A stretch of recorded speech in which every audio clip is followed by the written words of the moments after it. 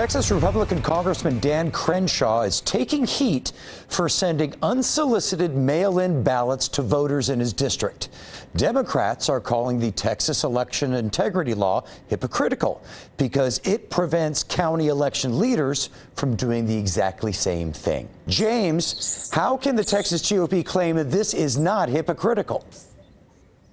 Well, so for one thing, I need to correct one thing you said. He is not mailing mail-in ballot applications. He is mailing the form for them to request a mail-in ballot authorization.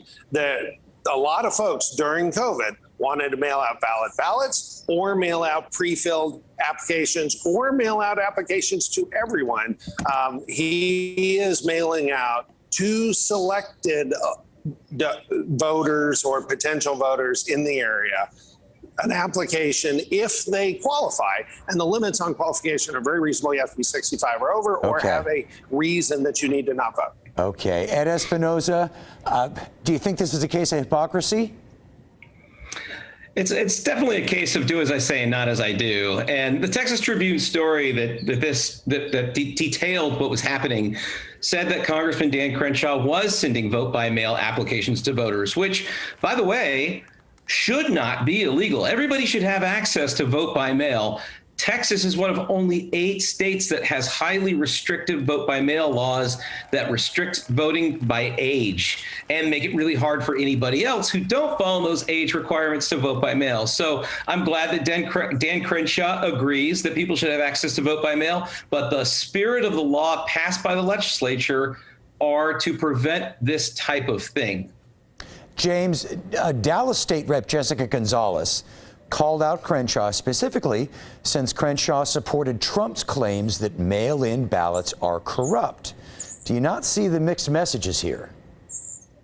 Well, when you frame it the way she did, absolutely, that is a mixed message. That's like saying driving all cars is bad when what you mean is driving a car into a 10-car pileup, causing an accident. That's bad. There's a pretty giant difference between automatically mailing valid ballots that could be turned in by anyone to every thought voter, not even known voter, because you haven't double checked the address. There's a big difference between doing that and mailing an application to see if you qualify, which is what we have here. There's a big difference. And the reality is he's showing that anyone could be doing this at any time. We're just not going to spend taxpayer dollars on choosing who gets these and not.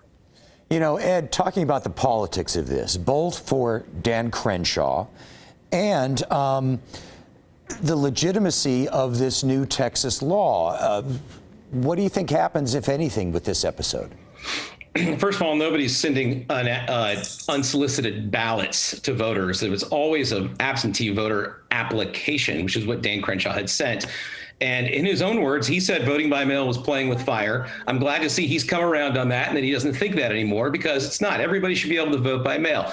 But look, voting by mail is safe. It is secure. Everybody should have access to it. But the new law is problematic because in order to get a ballot through one of these applications, you have to list either your last 4 of your social security number or your driver's license number. And if you don't remember which number you use to register to vote and the number you submit on your absentee ballot application doesn't match, then suddenly your application is disqualified.